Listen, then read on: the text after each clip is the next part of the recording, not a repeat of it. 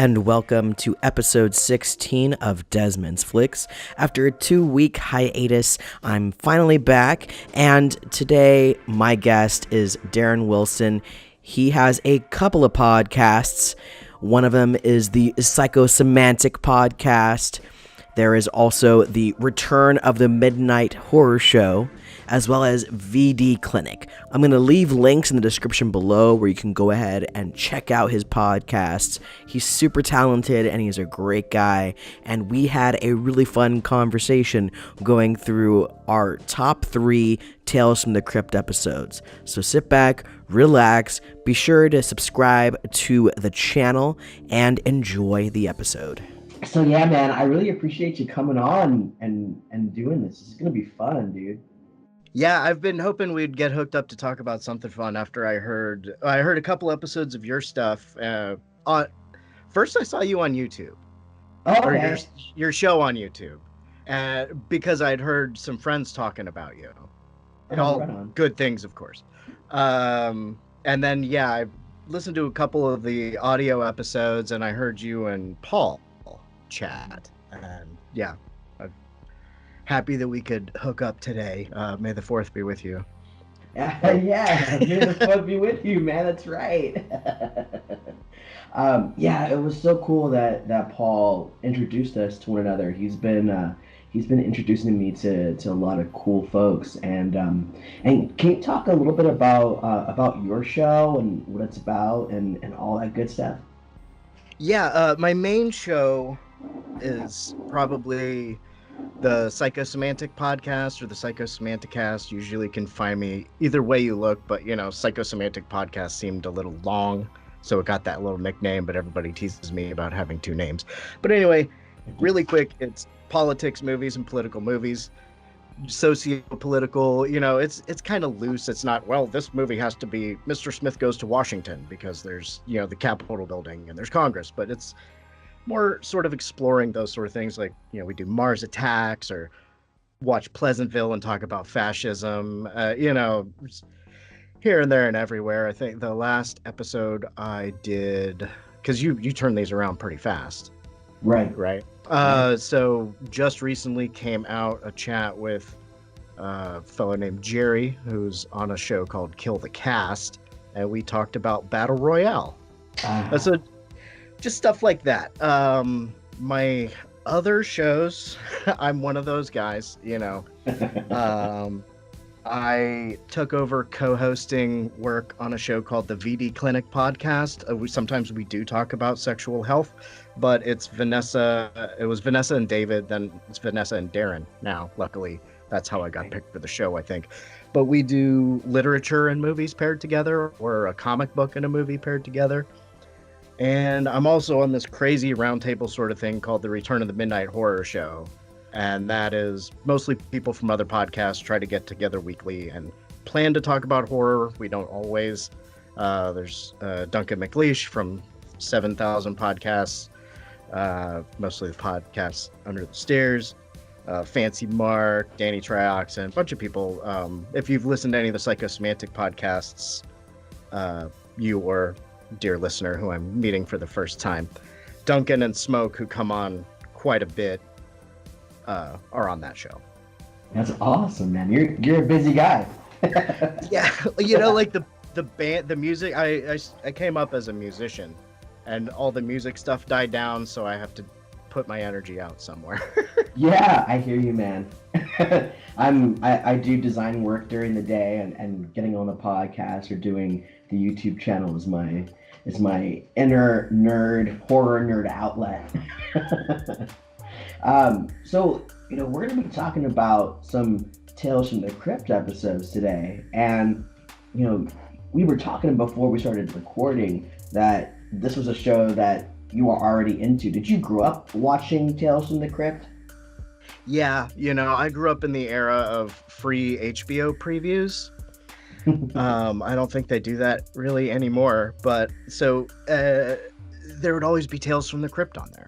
And my dad was a fan, so when you raid his VHS shelf, I'm kind of showing my age a little bit, but some people still collect VHSs, so you don't know.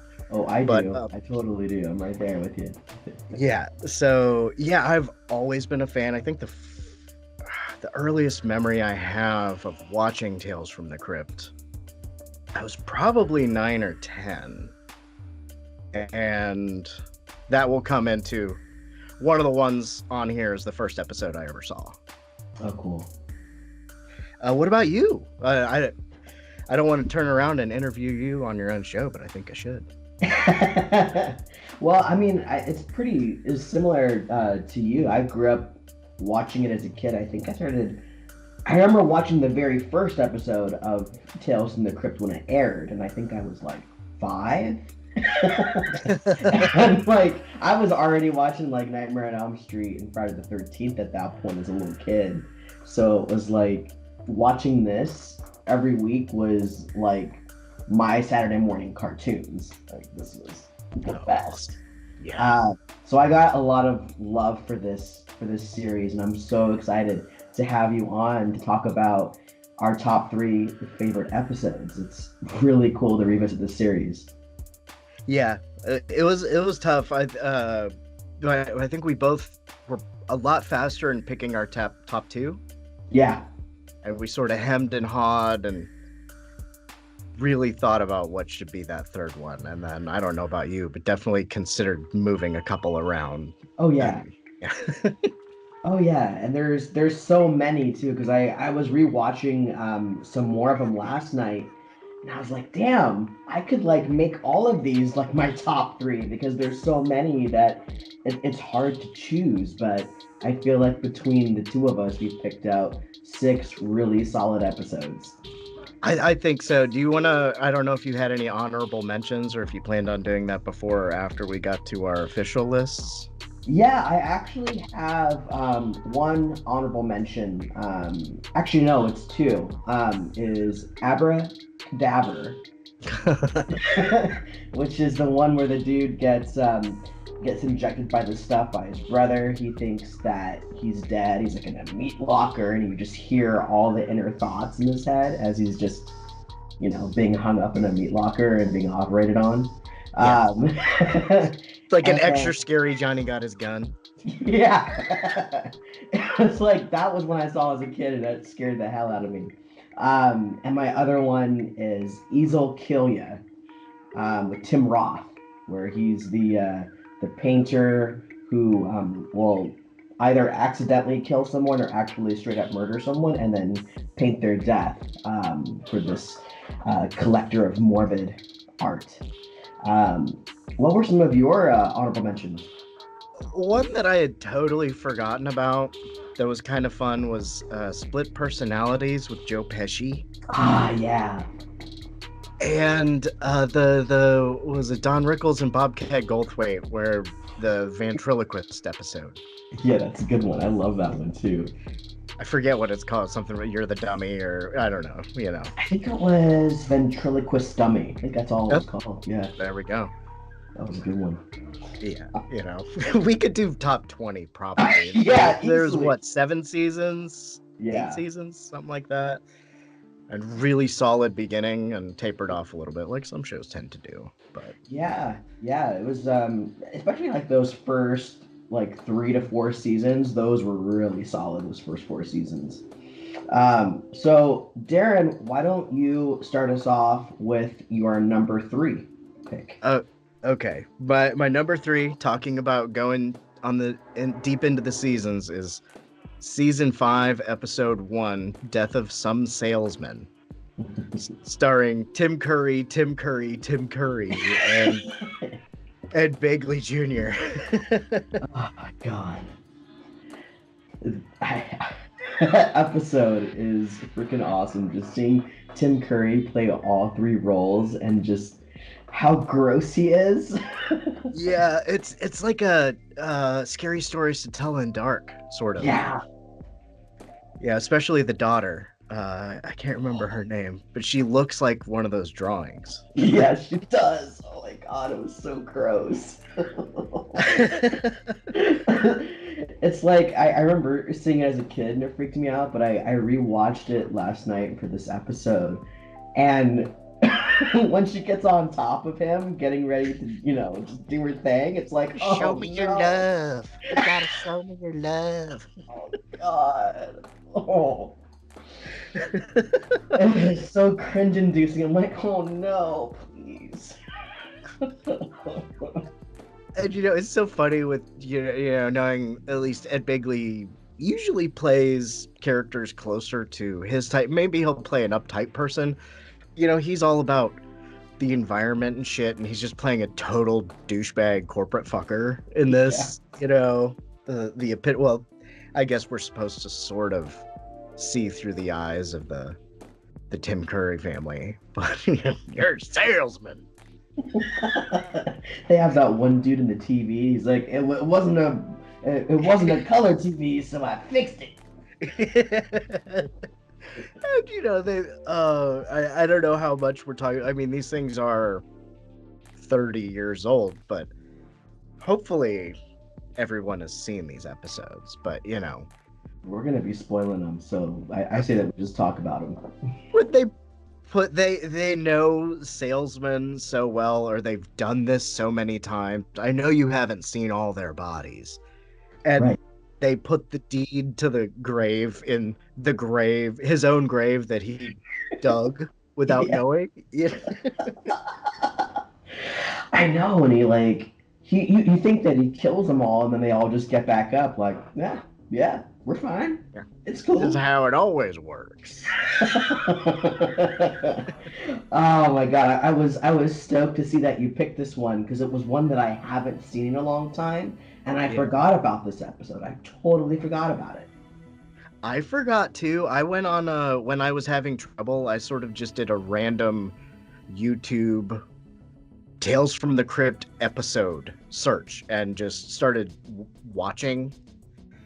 And this was maybe the third or fourth one on my little binge, and it stood out far above the other ones that came up randomly. And I'm not sure why the other ones came. It's probably because of actors that were in them get searched for more often. I'm not exactly sure how the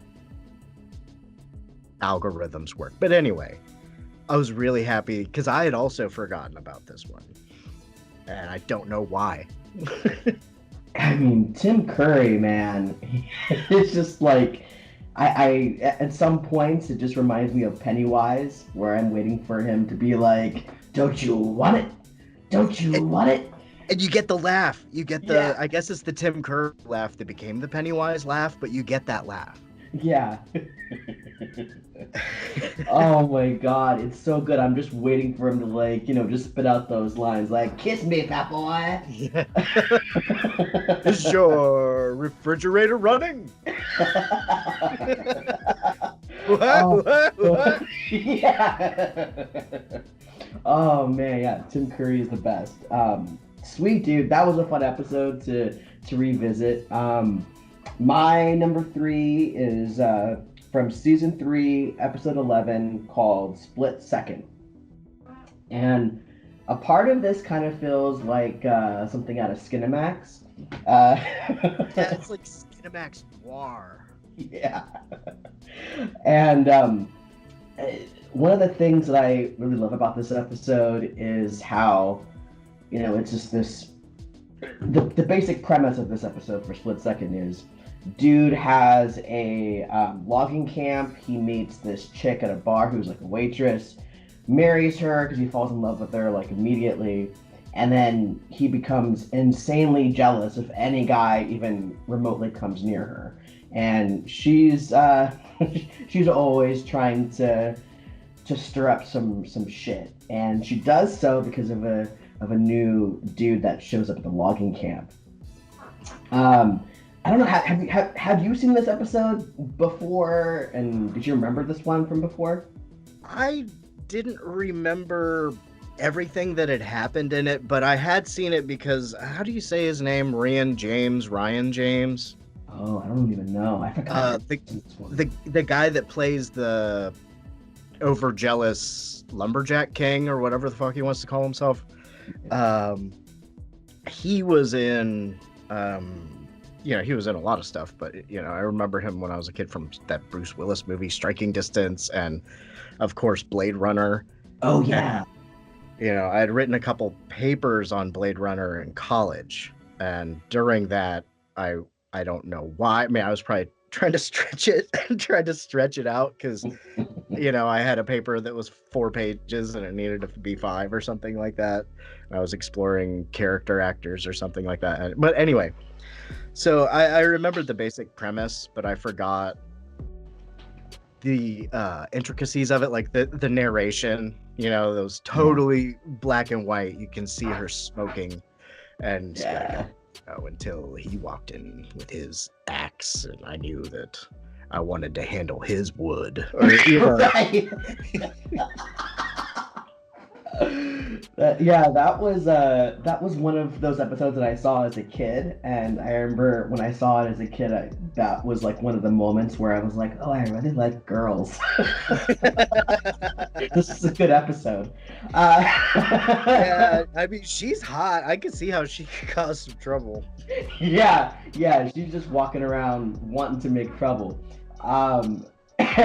Yeah, and I love that guy from Blade Runner. He's such a great character actor, and he has like the best crazy eyes when he starts to go crazy. Yeah. And he wants to beat everyone up, puts like this piece of wood into this one dude's mouth for talking about his wife. But the sheriff from Sleepwalkers won't have it. Wait, okay, was he in that? Oh wait, yeah, that's right, the dude that Yeah, the main lumberjack guy. The black dude. That's right. I knew I remembered him from somewhere. He got the pencil in the ear. Yes. Sleepwalkers. Yep, him and his pal Clovis, the hero cat. That's right. Oh my god. Now I'm gonna have to like rewatch Sleepwalkers now. I love it. Shameless plug. Later this month, the VD Clinic for the 2 or 3 year anniversary are doing a commentary on that, because the original host comes back every year to celebrate with a commentary, and we always pick a movie that at least one of us hasn't seen. He's never seen Sleepwalkers. Oh my god, he is in for a treat. Yeah, we did Maximum Overdrive last year, and that went over nice. But anyway, that's why he was so easily clickable with, I know that fucking guy, because I rewatched it just to be the adult in the room when we're going. Yeah, I mean they've got a solid cast, and then when this new lumberjack shows up, the wife is like, oh, I'm gonna totally bang this dude. So she seduces him, and old boy just like cracks him over the head with the back of the axe, blinds him, and the rest of the folks at the logging camp, they basically put wife and old boy inside of these logs, and he gets to chop them up into bits with a chainsaw. It's the freaking best. Yeah, and he either knows that it's happening, or there's so much. I was thinking about this a little bit last night because I was checking it out last night. Maybe he's getting hit with so much sawdust he doesn't feel the wetness, but this has got a good level of blood splatter. Oh yeah. After rewatching it last night, I was like, oh, he totally knows, and he's loving it. He's like, oh yeah, I'm totally killing this dude, because he got like blood in his mouth from his, from all the spray. It's everywhere. It's on everyone. Just blood going everywhere, and they kick over the log, and you see the inside of like the dude's stomach. It's so awesome. And she comes back in where she's like, somebody, he really knew how to cure my boredom. Right. It's just fun. This will be, I usually don't get upset the moment I hear someone's gonna reboot a thing. This would be one I would be careful with. Luckily, the Crypt Keeper's still around, and if he gives it his seal of approval, like when Bruce Campbell says something, it's okay. Yeah. But the show's a hell of a lot of fun. Yeah, I mean, like you were saying earlier, it has that film noir style to it with that early 90s Cinemax sleaze. which is just priceless. Perfect time capsule. So let's go ahead and move on to your number 2 pick. All right, and my number 2 is season 1, episode 2. Depending on how you see it, sometimes there's 3 dots, but it's "And All Through the House." Yeah, I love that episode. Oh my God. I feel like this is almost definitely the first episode I ever saw. When it came out, I was 7 or 8. And, I didn't know who Larry Drake was. I didn't know who the woman, it's all people that were in so many movies that I saw growing up. The woman was in the Lethal Weapon movies, and not sure, there's something else that I'm also clicking on. And then, I recently watched Airheads again after so many years, and the guy at the beginning is the dickhead SWAT officer in that, and it's just and he's been in a bunch of stuff throughout the years. Like, he was popping up a ton in the 80s. Yeah, it was a time for men with that haircut. Yeah. And as you may or may not know, if you've never seen this episode, "And All Through the House," it's a Christmassy episode. I try to watch it every year if I can, but I just, pop it on usually at the end of the night when I've got a half hour before I'm asleep. So I hadn't really thought about the characters in this and the story of this. This was in one of the comics. I think a lot of the ones that we're doing were in the EC comics. Yeah. And, they're all Fred Decker's involved, and, Larry Drake, Dr. Giggles. And Yeah. Oh, he's so good in this, man. Yeah, the makeup. We haven't talked about that. The special effects in all the episodes we talked about, the practical effects are great. Oh, yeah. But yeah, there's a killer on the loose in a Santa outfit, and it's an old story, but this one really stands up above a lot of them. And it's so perfectly paced too. It's just, it starts out, and a lot of these episodes have characters who are already pretty bad people, and then these bad people meet someone or something that's even worse than them. And I just love how she takes out her husband, in the head, and tells her daughter to go to bed. Right? Go to bed or Santa won't come. And, she just hears that little jingling outside, like someone's running by. And throughout the episode, I'm cracking up because it's so much fun. And how she's trying to figure out, okay, how do I survive from this killer Santa while still getting away with murdering my husband? How do I do this? I shouldn't have done the poker. I should have known that it was an axe.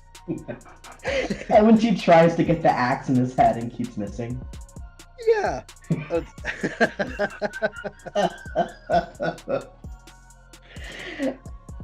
I like, I'm not one of those people that cheers for the death of children in shows and movies, but I like that they didn't shy away from, they didn't just show the little girl being totally fine. They left it up to your imagination. You can make with it what you will. Yeah. And it's just one of those good old-fashioned horror stories of, you think you know what you're doing, and then your daughter lets a murdering psychopath dressed up like Santa into your house. My God. Right? He's standing up there and he goes, naughty? Yeah. Nice. Those shitty teeth. Oh, yeah, it's the best. Yeah, that's one that I watch every single Christmas. I have to watch that and at least Christmas Evil. Those are the ones I always go to. That's definitely a good one. I know everybody watches Black Christmas, and I do. But I didn't as often until I don't go to a lot of horror cons, but I went to one when they had a Black Christmas panel, and the woman that plays the girl, the first victim with the bag over her head, Yeah. she's something like 70 or 80, and she still has her prop bag, and she still does photos with her head in the bag with people. Yeah. And I think there was weird. It was like Black Christmas, Jack Frost, and something else. Silent Night, Deadly Night panel. Oh, yeah. For some reason, it was a Christmas theme thing, but it was in October. But sorry, I'm pretty good at derailing conversations. Oh, I do it all the time. It's all good.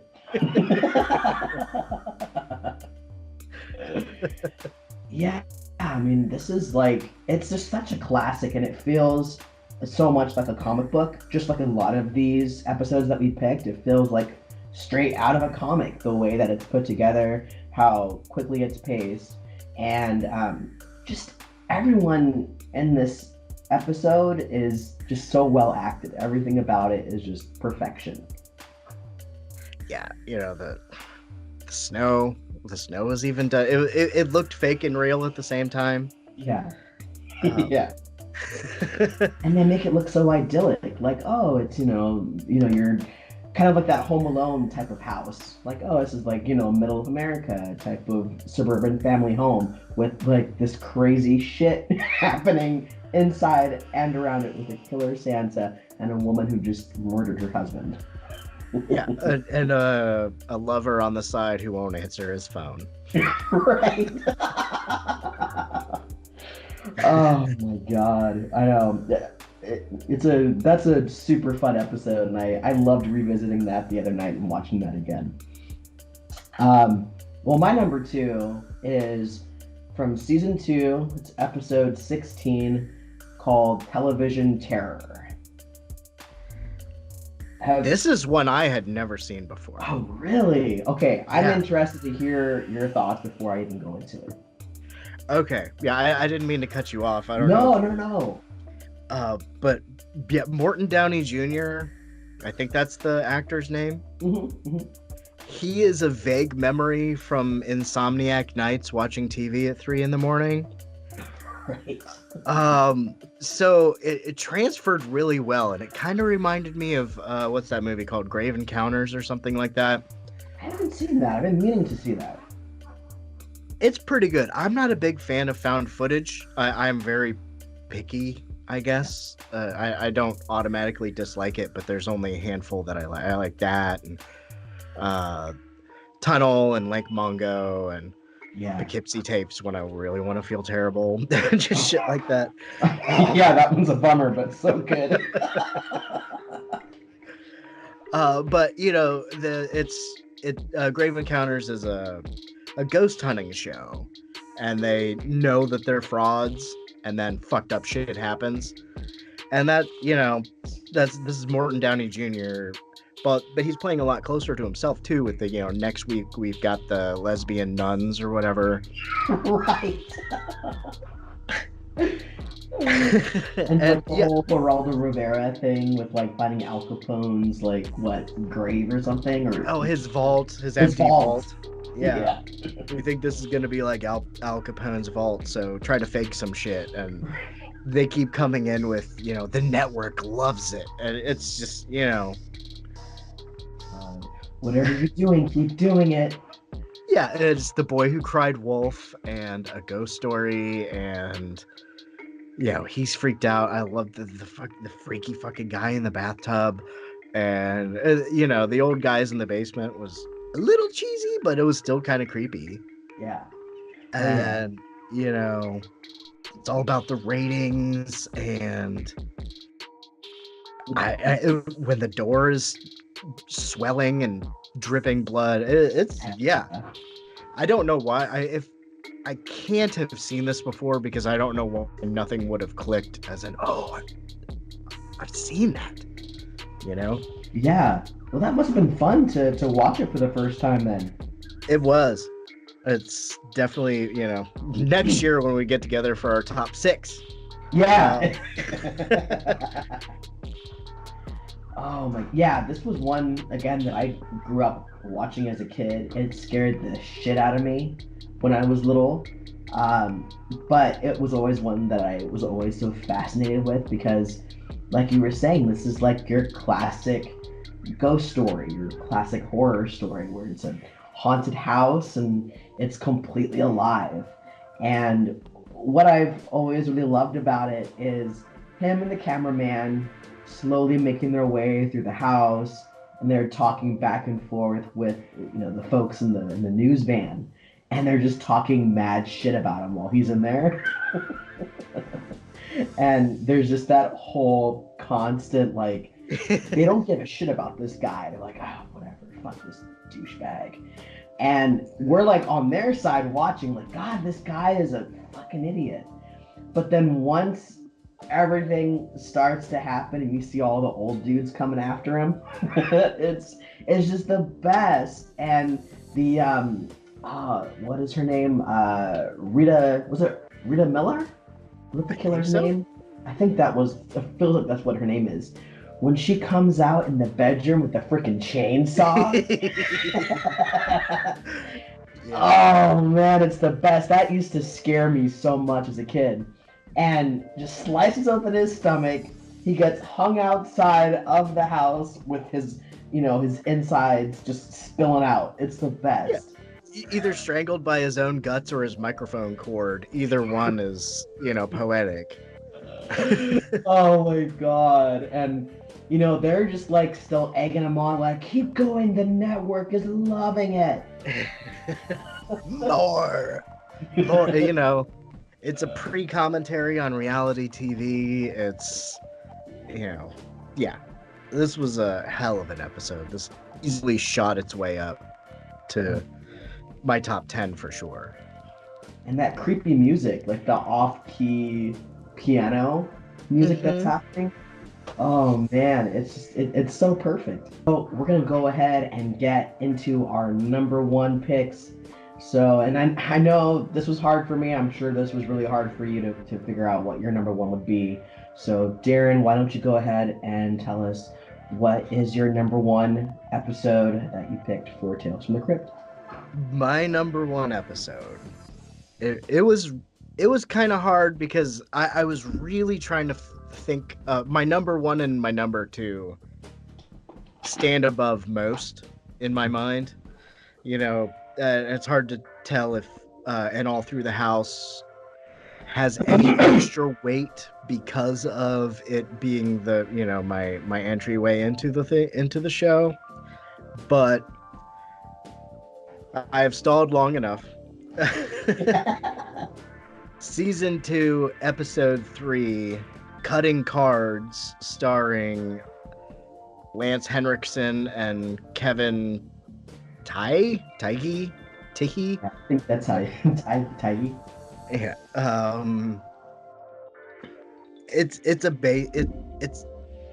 I don't know. If you've not seen it, it's Lance Henriksen is one of those guys named after a city or a state who rolls in and he's into gambling and everybody fucking hates him. Kevin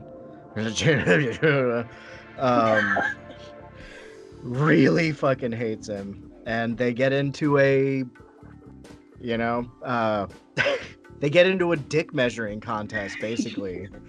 With what they start with dice, and it's the winner stays and the loser leaves town full of shame, called Yellow with his tail between his legs. And they do dice and they just keep daring each other to go more. They end up out in the fucking alley behind the casino bar type place where I don't really know if they say where they are. I think Lance Henriksen's called Reno something. Yeah. And they're doing Russian roulette, and I like in the middle. It's been a while since I've watched it more than once in a short period of time. I kind of like when the guy pulls up in the car. Yeah. And he's like, "Hey, park it," and for a split second, they're friends. Yeah. And just for a second, and then they look at each other. It's like, "Oh yeah, fuck you." Yeah. And they just keep going. Oh, I don't want to take any of your talking points, so why don't you? No, keep going. I'm Okay. your recap. And they keep counting down the odds and saying who's better, and that's a 1-to-1 bet, Sam. It's very, very Lance Henriksen. It's he probably thought about this when he made Near Dark, or was Near Dark before this? I feel like this was like I think this was 1990 when this came out, and Near Dark came out. God, I want to say Near Dark came out like in '86. Okay, so he's playing a non-vampiric version of that character. Yeah. When I'm watching this, and they get to the very end, and they're back to fuck you, no fuck you, and the gun doesn't work, and so they go into chop poker, cutting cards. You knew this was coming. And it's the creepy dealer that sort of looks like the one character in the dream sequence in The Golden Child. And I want the knife. Yeah. And they start chopping off fingers like Quentin Tarantino saw and put in 4 rooms. Or this is probably from I know this was another one that was based off the comic. Yeah. And Lance Henriksen's all, since we're talking about dick measuring contests, he's all cocksure, and then he loses, and then he starts to backpedal, and well, how about I could give you a finger back, and it's like, no. And they just keep going, and then boom, they have no arms and legs. They're sitting there playing chess, still being dicks to each other. And I just like the Tales from the Crypt joke at the end, pass the cum. Yeah. Oh man, yeah. I mean, when I think of like classic Tales from the Crypt episodes, this one is one of them. This is one that I always go to because it has the dark humor and the horror aspect to it, but it's so pulpy. It just feels like a pulp comic that you would have pulled off the shelves. And man, these guys are fucking awesome. I love Lance Henriksen. Like, he's such an amazing actor. Millennium is like one of my favorite TV shows of all time, and he just like every time he's on screen, I'm like, fuck yeah, Lance Henriksen, he's the man. And I just love how when they're doing their chop poker, you see like the doctors on 2 ends, like getting ready to like wrap someone's fingers up, or get everyone's wounds taken care of. And even when Reno, or Lance Henriksen's character, as he's like getting ready to pull the trigger for the Russian roulette, and he's like, okay, I'm gonna die now. I'm not gonna back out. I'm gonna be, you tell everyone Reno went out like a man. He didn't go out with the tail between his legs. And he pulls the trigger, and he's like, God damn it, fucking dud. This was a fucking dud. You do, you motherfucker. Yeah. Like, he's legit mad that he's not dead. Because he's like, okay, this was totally a fraud. I mean, he wins. He wins if he, goes all the way, I guess. Yeah, I mean, it's, like you said, it's like the ultimate dick measuring contest. And now he's like, well, fuck, I can't win now. It's done. Yeah, and that passed the gum at the end with the gum on the tip of his nose. So great, and they just zoom in on their noses together. It's just so classic, and that the hate they have for each other, but yet there's still kind of like this weird friendship that they have. It's like they almost feel like they could be friends. They could do it. They could make it work, but too much pride. Yeah, it makes me think of, I don't know if you've read any or much Chuck Klosterman. I haven't. He writes, he's written for a lot of, he used to write for stuff like Spin Magazine and Rolling Stone and stuff, and he started putting out books. He's kind of a nerdy, know-it-all pop culture kind of guy. He wrote a book called Sex, Drugs, and Cocoa Puffs, which is a collection of his essays on things. And his most recent book that I read was called I Wear the Black Hat, and it's just essays on what's a villain. But in one of his books, he talks about, he would have little prefaces before an essay just on random thought exercises and shit. And one of them was about enemy versus nemesis. And it's something like your nemesis will save your life, your enemy won't. Right. And that's kind of like, they seemed like nemesis rather than enemies. Yep. Yeah, there's like, they respect each other enough to not cross the line, but they still like, they hate each other because they can't win over the other one. Yeah. Oh man, yeah, this was a fun one to rewatch. It's always a fun episode to revisit. All right, well, my number one, this was one again that I saw as a kid. It also like, it didn't traumatize me, but it made me go, holy shit, that's fucking crazy. I am so frightened of vultures now. They're just gonna follow me. They're just gonna follow me and peck my eyeballs out. So this is Carrion Death, season 3, episode 2, and I can't remember his name right now, but it's he was in Twin Peaks. Kyle MacLachlan. Yes, Kyle MacLachlan. He so plays against his usual type. He's this robber and murderer who's been able to evade police. There's this this cop riding in on his bike. They play this cat and mouse for a while.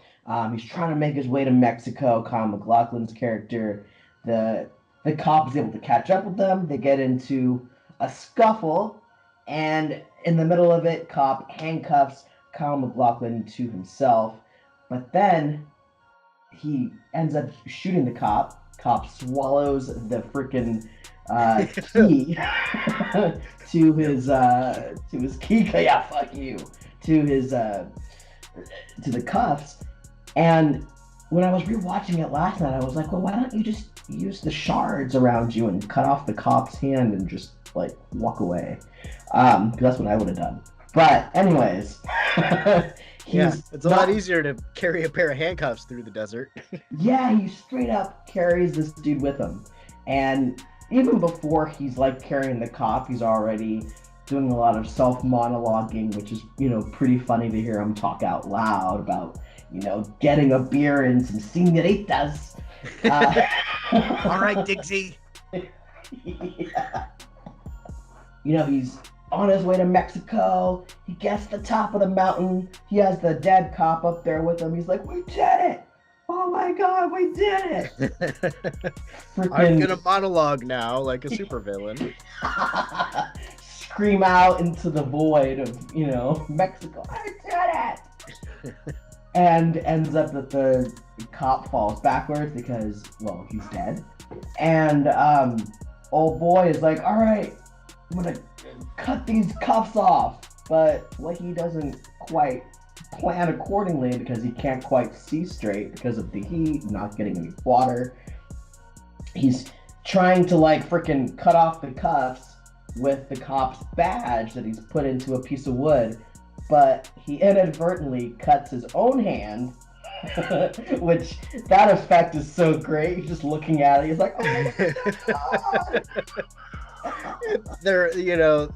It's straight up, so you can just envision the prop guy below pumping the blood and making the fingers move. Yeah, oh, it's so good. And his facial reaction just, oh! God, no!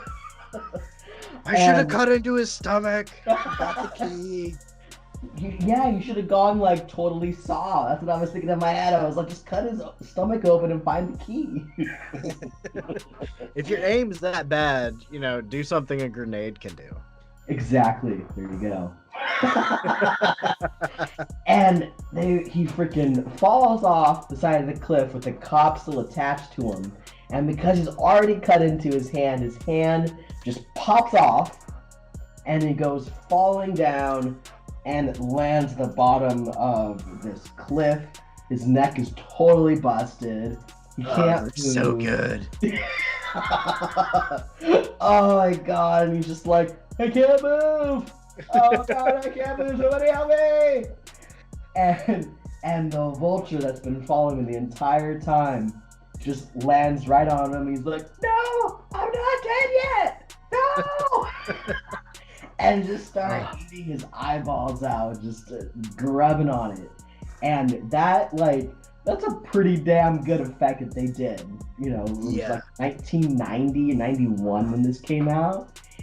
And oh my god, it looks so good. And when they pull back, you can actually see the head being jerked up as the bird is like digging in his head. Oh man, I love this episode for so many reasons. Like the practical effects, Kyle MacLachlan just monologuing the entire time, totally playing a character he never plays, and you know, the whole like just having to carry around this dead body everywhere to Mexico. It's great. Dancing with it and shit.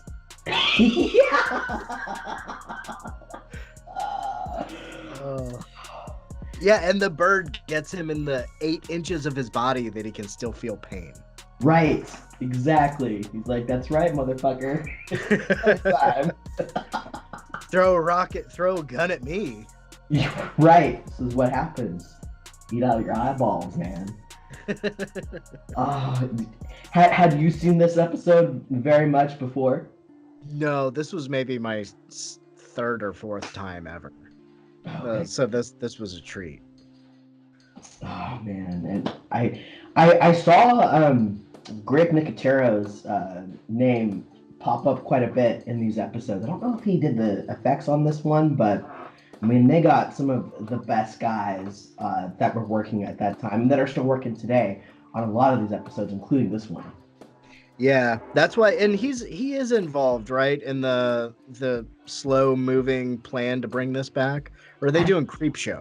They're doing Creep Show. They're doing Creep Show. But I mean, I wouldn't be surprised if he was involved in Tales from the Crypt too. Yeah, you know, if Nicotero and what's his buddy Howard Berger. Mm-hmm. Yeah. KMB and. Yeah, and there's you see Fred Decker's name a lot in these. Robert Zemeckis, lot of it's really cool to see the early work by some people that are household, well, depending on which household, but you know, household right anymore. Yeah, man. I mean, these are some of the most like top-notch practical effects of you know the Tales from the Crypt episodes, and Carrion Death is just it's such a cool like you know bank heist robber story that slowly turns into a horror story and then goes full-blown horror at the end. And it's one of those characters where like you don't necessarily feel bad for him because it's like this guy's a piece of shit. he has it coming the entire time, but at the same time you're like, but damn, what a way to go. Oh man, that's just awful. Yeah, I think that's one of the good things about Kyle MacLachlan. Seems to be a great guy, so they usually make the best villains, but they don't get to do it as often. Right. Yeah, he's fantastic in this episode, and yeah, I mean, I feel like between the two of us, we got 6 solid episodes that the listeners, I hope that you guys have seen them before because we already spoiled the hell out of them. Otherwise, they're fun to revisit regardless after hearing about them, because these are just some classic ones. And like you said, Darren, you're gonna have to come back on for part 2 of this next year. We're gonna have to do it again.